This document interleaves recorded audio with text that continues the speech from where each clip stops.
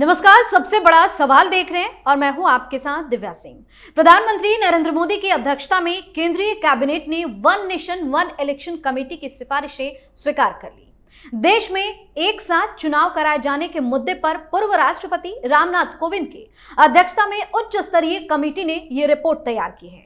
हालांकि इसे लेकर विवाद भी शुरू हो गया है। विपक्षी दल एक देश एक चुनाव पर सहमत नहीं है। उनके तरफ से लगातार बयानबाजी की जा रही है। कांग्रेस अध्यक्ष मल्लिकार्जुन खड़गे ने कहा कि यह व्यवहारिक नहीं है। चुनाव आने पर ध्यान भटकाने के लिए ये ऐसे मुद्दे उठाते हैं। ये सिर्फ ध्यान भटकाने का भाजपाई मुद्दा है। ये संविधान के खिलाफ है। देश इसे स्वीकार नहीं करेगा। वहीं एआईएमआईएम प्रमुख असदुद्दीन ओवैसी ने कहा कि मैंने हमेशा वन नेशन वन इलेक्शन का विरोध किया है। यह संघवाद को नष्ट करने वाला प्रस्ताव है, साथ ही लोकतंत्र से समझौता करता है। इतना ही नहीं, अखिलेश यादव ने पूछा कि किसी राज्य में भाजपा चयनित सरकार गिराती है तो उसके साथ पूरे देश में चुनाव कराए जाएंगे। साथ ही अखिलेश यादव ने इसे एक बड़ी साजिश बताया है। वहीं मायावती ने इस मुद्दे पर मोदी सरकार का समर्थन कर दिया है। ऐसे में सबसे बड़ा सवाल यह है कि वन नेशन वन इलेक्शन से विपक्ष को इतनी ज्यादा दिक्कत क्यों हो रही है। इसी पर चर्चा के लिए मेरे साथ स्टूडियो मौजूद हैं कैपिटल टीवी के editor in chief doctor Manish Kumar. Doctor साहब, स्वागत है आपका। धन्यवाद। वन नेशन वन इलेक्शन, क्या दिक्कत है आखिर विपक्ष को इससे? पहले आप ये समझ लीजिए कि ये लोग जो विरोध कर रहे हैं, इनके विरोध में कितना दम है। जितनी भी पॉलिटिकल पार्टीज हैं पार्लियामेंट के अंदर, उसमें 32 पॉलिटिकल पार्टीज ने वन नेशन वन इलेक्शन का समर्थन कर दिया और 15 विरोध में है। तो ये मल्लिकार्जुन खड़गे ये जो कह रहे हैं देश स्वीकार नहीं करेगा, देश का तुमने ठेका ले रखा है। भाई तुम ज्यादातर पॉलिटिकल पार्टीज कह रही हैं कि भाई सही है, आप कह रहे हो कि भाई ये व्यवहारिक नहीं है। अच्छा, आप तो बड़े ज्ञानी लोग हैं, जरा बताइए संविधान निर्माताओं ने क्या संविधान में लिखा कि हर समय अलग अलग जगह पे अलग अलग राज्यों में अलग अलग महीने में अलग अलग साल में चुनाव होते रहेंगे? या जो उनकी अंडरस्टैंडिंग थी कि एक साथ चुनाव हो, उनको मालूम नहीं था कि इस तरह के लिलीपुट्स पैदा हो जाएंगे देश के अंदर में, राजनीतिज्ञ। तो आजादी के 20 साल तक देश में राज्यों में भी चुनाव होते थे और लोकसभा का भी चुनाव होता था।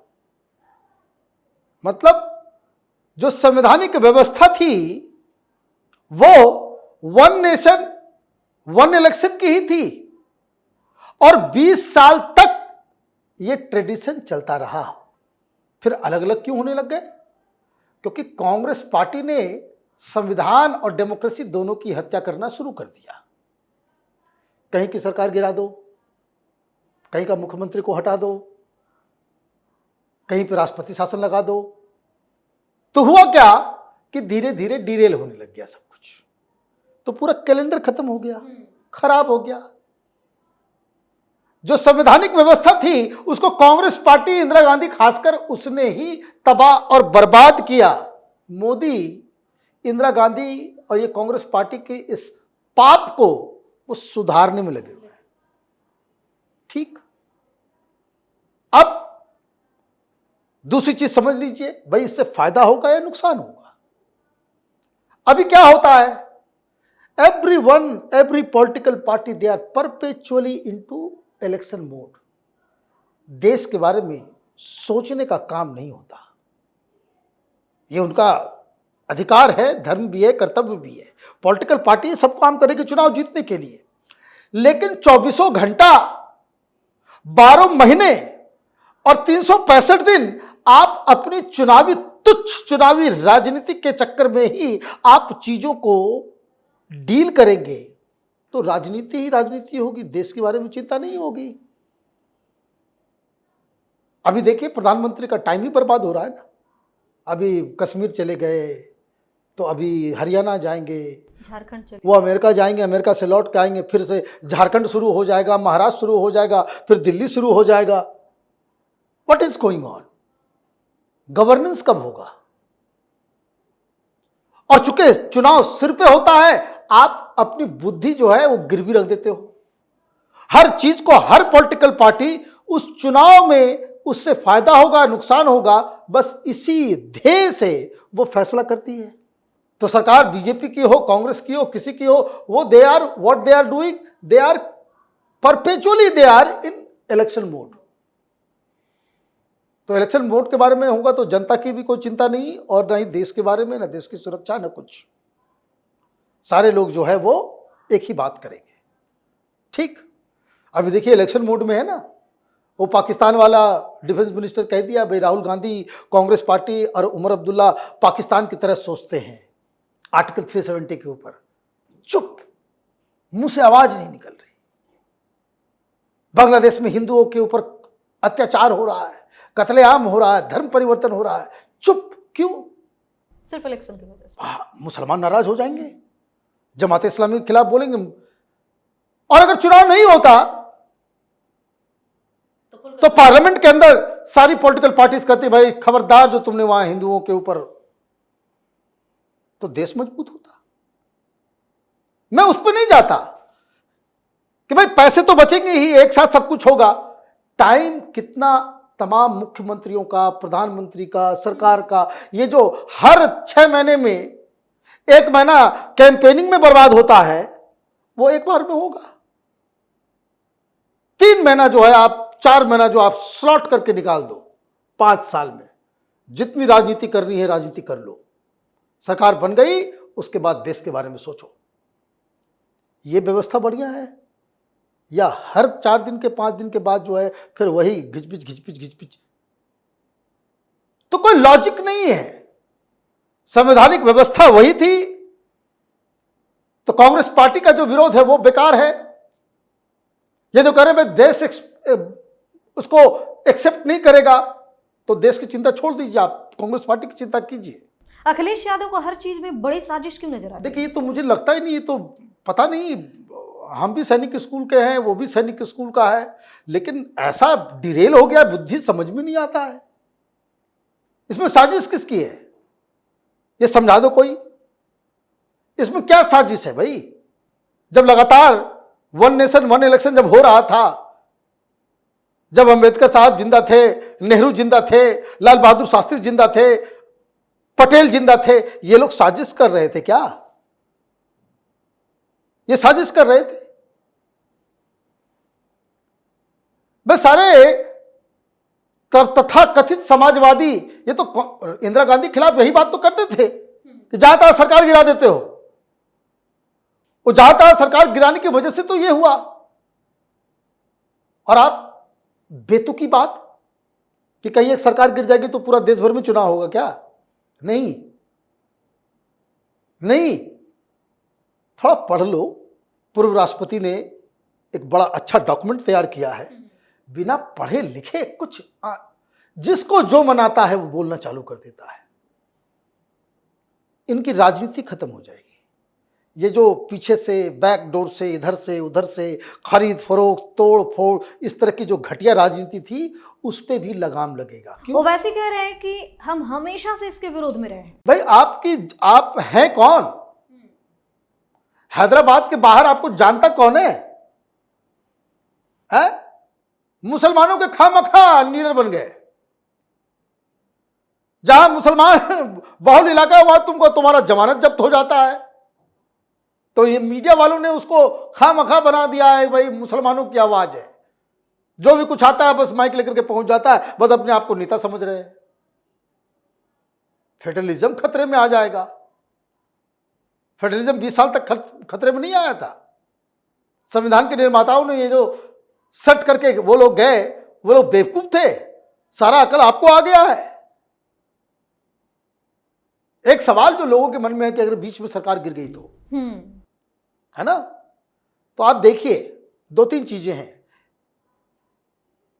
इस फैसले से जो सबसे बड़ा फायदा इस देश को होगा कि चाहे वो राज्य हो, चाहे वो केंद्र हो, the India will have a very stable governments. Stability आ जाएगी। गवर्नमेंट स्टेबल होगा कि 5 साल तक हम यहां पे हैं, they will take good decision. वो ये नहीं सोचेंगे कि भाई इससे नुकसान हो जाएगा, इससे ये हो जाएगा। अभी वो लोग नाराज हो जाएंगे तो वो छोड़ के चले जाएंगे तो हमारी सरकार गिर जाएगी। चीफ मिनिस्टर अपनी कुर्सी बचाने के लिए ही बैठा रहता है, सोचता रहता है कि सरकार कहीं गिर ना जाए। जर्मनी में भी ये सिस्टम था, वहां भी फेडरलिज्म है और वहां पे भी हर पार्टी जो है, जैसे अभी तो यहां पे लगाया ना भाई, आप देखिए ये दल बदलू कानून क्यों लाया गया? दल बदलू कानून इसलिए लाया गया राजीव गांधी के समय, क्योंकि कोई भी पैसा चुन के जाता है इस पार्टी से, पैसे लेकर के उधर से वोट कर देता था, पैसे लेकर के उधर से। तो ये विप भी लगाया गया, दल बदलू कानून भी लगाया गया कि जहां तुमने पार्टी के खिलाफ तुम गया तुम्हारी सदस्यता चली जाएगी। ये सब आपने लगाया ना भाई। उस समय भी ऐसे लोग विरोध कर रहे थे तो थोड़ी स्टेबिलिटी आई। जर्मनी में भी ऐसा सिस्टम था, तो वहां एक बड़ा यूनिक सिस्टम है। वह सिस्टम क्या है कि आप सरकार गिराओगे, है ना, तो वोट ऑफ नो कॉन्फिडेंस की जगह आपको साइमल्टेनियसली यह भी साबित करना पड़ेगा कि आपके पास बहुमत है। कभी चुनाव हो गया 2 साल के बाद, विरोधी पार्टियों को लगता है कि नहीं भाई ये सरकार अल्पमत में आ गई है, तो आप वोट ऑफ नो कॉन्फिडेंस लेकर के आएंगे, तो साथ में आपको पॉजिटिव कॉन्फिडेंस भी लेकर के आना पड़ेगा कि ये वोट ऑफ नो कॉन्फिडेंस तब वैलिड होगा जब आप समर्थन मेजॉरिटी प्रूव कर सके। और अगर आपके पास मेजॉरिटी सरकार बनाने की नहीं है तो फिर ये नो कॉन्फिडेंस नहीं चलेगा। मतलब अगर वो लोग भी आ गए तो भी चलता रहेगा, 5 साल के बाद चुनाव होगा। और जब बहुत ही स्टेलमेट हो गया, बहुत ही स्टेलमेट हो गया, दुनिया में बहुत जगह पे ये सिस्टम है कि भाई सरकार गिर गई, आपने गिरा दी सरकार, किसी के पास बहुमत नहीं है, जो अलग अलग सिस्टम है, इसको बैठ करके इसलिए तो तय करना है। तो जब 2 साल के बाद जो चुनाव होगा उसकी अवधि फिर 5 साल नहीं, फिर अगले 5 साल जो ओरिजिनल चुनाव का तारीख होगा, जो बचे हुए 3 साल है, बस 3 साल तक सरकार रहेगी। पॉजिटिव होकर के सोचने की आवश्यकता है। इस देश की जनता को आप अपने तुच्छ राजनीति के लिए, सेल्फिश राजनीति के लिए आप बंधक नहीं बना सकते। दुनिया में अभी बहुत कुछ हासिल करना है हिंदुस्तान को। चीन, अमेरिका, इन लोगों से अपनी इकोनॉमी को कॉम्पीट कराना है। उसके लिए ज़रूरी है स्टेबल गवर्नमेंट। उसके लिए ज़रूरी है कि ये जो 24/7 ये जो पॉलिटिकिंग चलता रहता है, हर चीज़ में राजनीति होते रहती है, वो स्टॉप हो। 4 महीने आप कीजिए, पूरा राजनीति कीजिए, हर जगह नई सरकार बनी, 5 साल खट के काम करो, फिर 4 महीने राजनीति करो, तब तो ठीक है। लेकिन इसमें क्या होगा, ये किसान आंदोलन वाले, तो ये आंदोलन वाले, तो ये एनजीओ, तो वो एनजीओ और मीडिया, अभी देखिएगा सब विरोध पे आ जाएंगे। क्यों? माल मिलेगा ना भाई।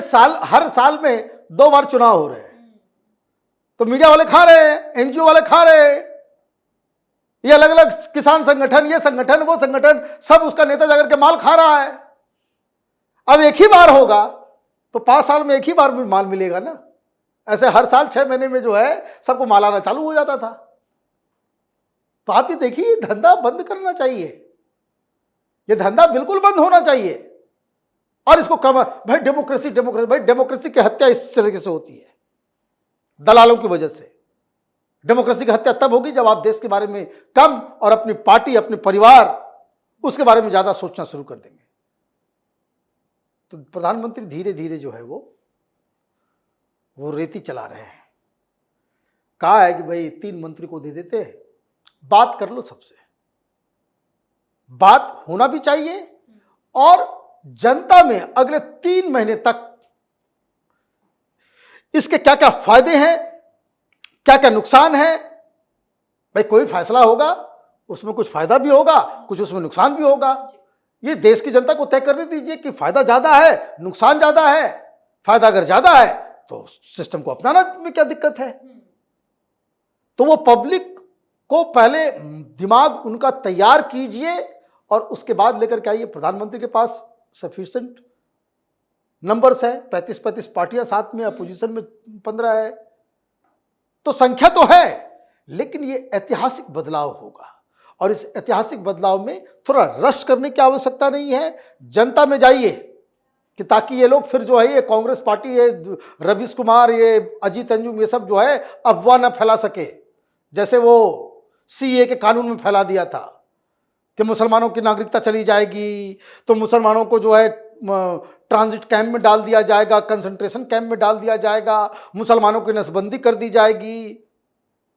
1001 अफवाह उड़ाए थे ना ये लोग बैठ के।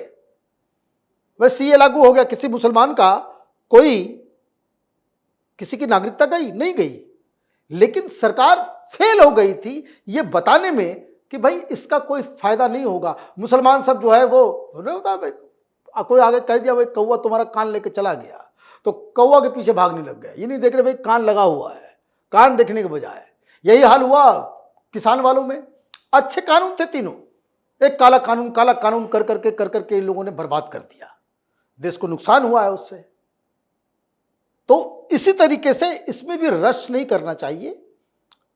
मेरा मानना यह है कि let there be a public debate, 2029 नहीं 2034 में हो, लेकिन जब हो ठोक बजा के हो, देश की जनता का पूरा समर्थन इस कानून के पीछे हो, तो फिर ये राहुल गांधी और ये तमाम लिलीपुट्स जो हैं, ये राजनीति के, चाहे वो ओवैसी हो चाहे वो अखिलेश हो, ये सब अपने आप शांत हो जाएंगे। बहुत बहुत धन्यवाद सर तमाम जानकारी के लिए। धन्यवाद। तो मोदी कैबिनेट से वन नेशन वन इलेक्शन के प्रस्ताव को मंजूरी मिल गई है। इसके साथ ही इसे लेकर वार पलटवार का दौर भी शुरू हो गया है।